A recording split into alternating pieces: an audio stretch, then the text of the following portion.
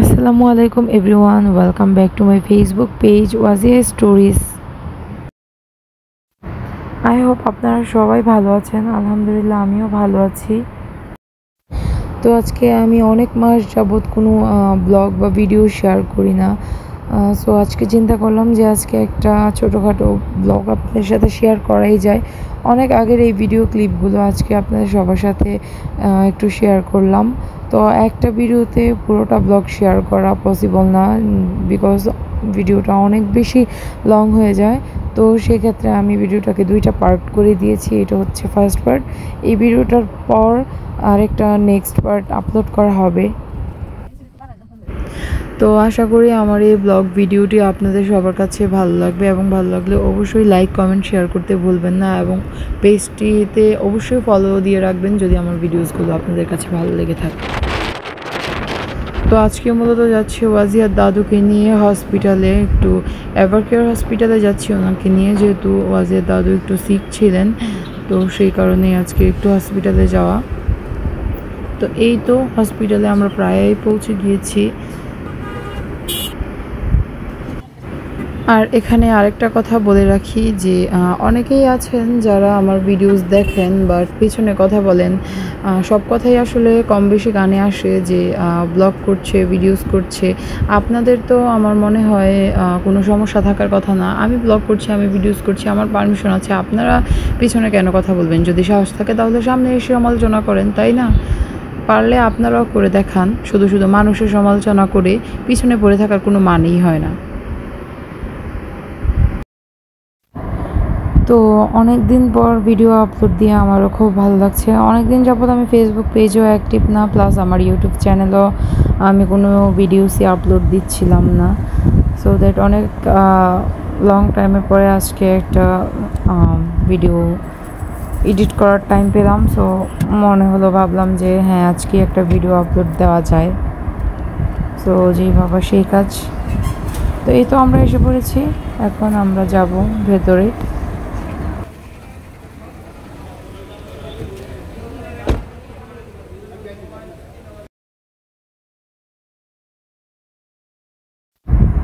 তো এটা হচ্ছে গ্রাউন্ড ফ্লোর। তো আজকে এই নিচতলাতেই ডক্টর দেখানো হবে।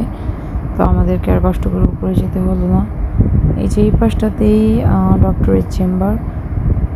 সো এখন ওয়াজিয়ার বাবা অনেকগুলো ফর্মালিটিস আছে, সেগুলোই পূরণ করছে, তারপর আমরা ডক্টর দেখাবো।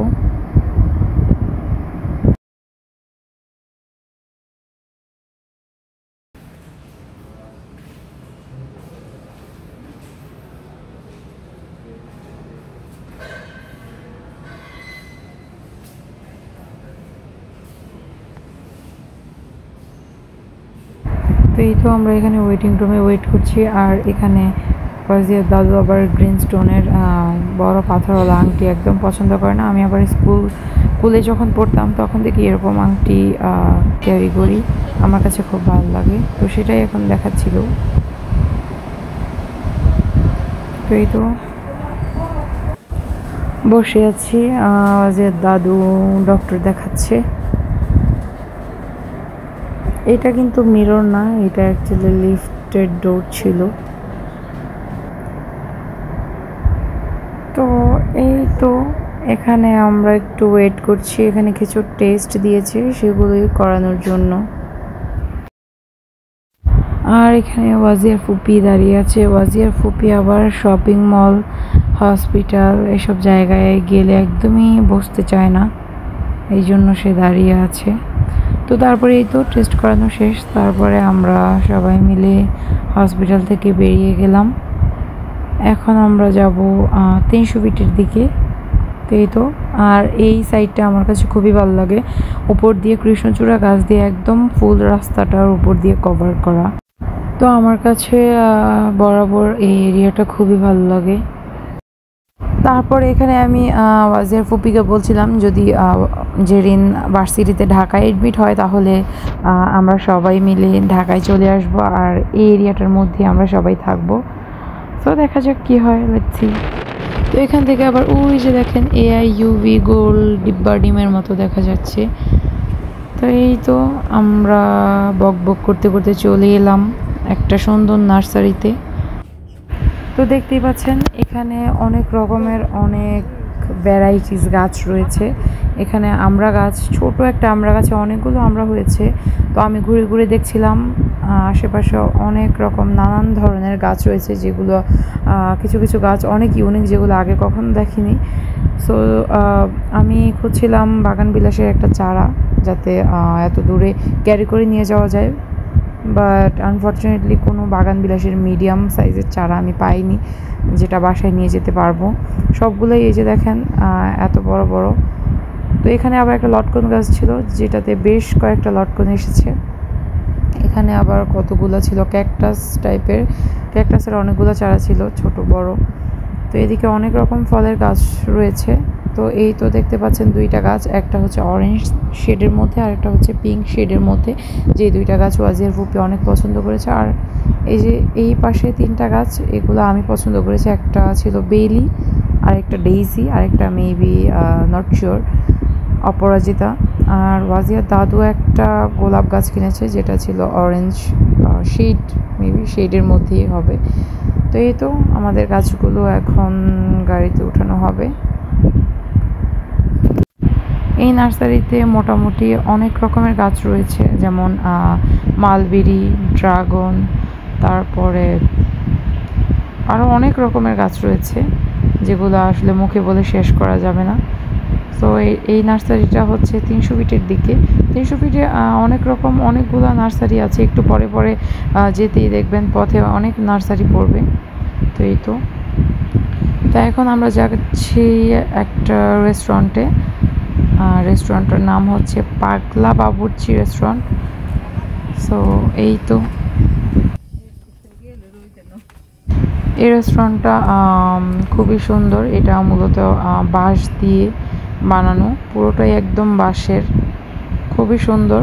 একদম ঐতিহ্যকে ধরে রেখে তারা এই রেস্টুরেন্টটা বানিয়েছে।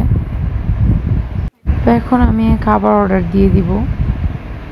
তো এই তো খাবার অর্ডার দেওয়া শেষ, এখন অপেক্ষার পালা। তো এই তো এখানে আমার লাচ্ছিটা দিয়ে দিয়েছে।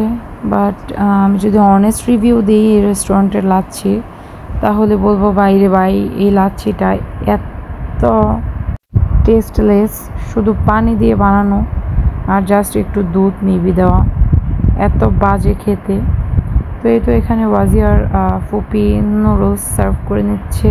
ওয়াজিয়ার ফুপি কিন্তু এই কাজটা অনেক ভালো পারে, কারণ সে 365 দিনের মধ্যে প্রায় 300 দিনই সকালবেলা নুডলস খাবে।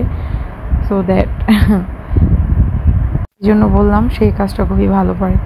তো এই তো আমাদের খাবার চলে আসে। তো এই তো খেতে খেতে সবার সাথে কথা বলতে বলতে এক পর্যায়ে আমাদের খাওয়া শেষ, এবং এখান থেকে আমরা এখনই বেরিয়ে যাব।